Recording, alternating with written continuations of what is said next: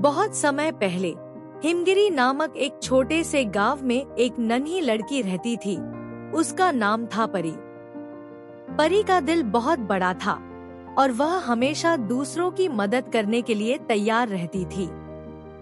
लेकिन एक बात उसे सबसे ज्यादा परेशान करती थी। उसका गांव हर साल सूखे से जूझता था। न कोई हरियाली, न कोई मीठा पानी। एक दिन जब वह जंगल में लकड़ियां बटोर रही थी, उसे एक पुरानी सी पगडंडी दिखी जो उसने पहले कभी नहीं देखी थी। पगडंडी सुनहरे पत्तों से ढकी थी और हर कदम पर उससे मीठी सी झंकार की आवाज आती थी। जिज्ञासावश परी उस पगडंडी पर चल पड़ी। कुछ ही दूर जाने पर वह एक झील के पास पहुंची, जिसका पानी नीले सितारों सा चमक रहा था। झील के बीचों बीच एक कमल खिला था, जिसके ऊपर बैठी थी एक बूढ़ी जादूगरनी। उसकी आंखों में गहराई थी और बाल चांदी जैसे चमकते। क्यों आई हो बच्ची? जादूगरनी ने पूछा।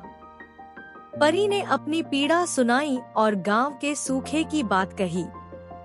जादूगरनी मुस्कुराई और बोली, मैं तुम्हारी मदद कर सकती हूँ, लेकिन तुम्हें 3 कठिन परीक्षाएं पास करनी होंगी। परी ने सिर हिलाया और पहली परीक्षा शुरू हुई। पहली परीक्षा थी सच बोलने की। उसे एक अंधेरे जंगल में भेजा गया जहां भूतों के रूप में डर फैलाने वाली आत्माएं थी।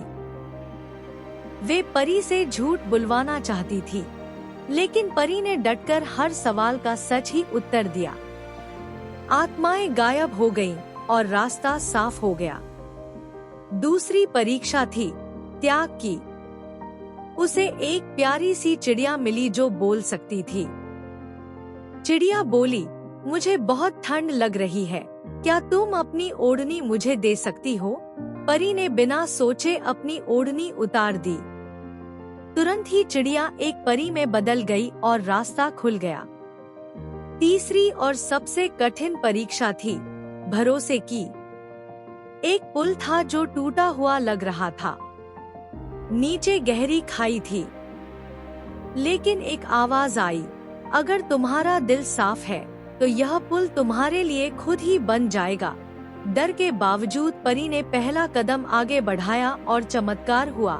पुल बनता गया और वह पार पहुंच गई। झील के किनारे खड़ी जादूगरनी मुस्कुराई, तुमने सभी परीक्षाएं पास कर ली। तुम्हारा दिल सच्चा है। यह लो, यह जादुई बीज है, इसे अपने गांव में लगाओ। परी ने बीज लेकर गांव में लगाया। कुछ ही दिनों में वहां एक मीठे पानी का झरना फूट पड़ा और चारों ओर हरियाली छा गई। गांव फिर कभी प्यासा नहीं रहा। परी अब सिर्फ एक लड़की नहीं रही, वह गांव की रक्षक, उसकी आशा बन गई। और उस सुनहरी पगडंडी का रहस्य, वह केवल उन्हीं को दिखती थी जिनका दिल निस्वार्थ और सच्चा हो।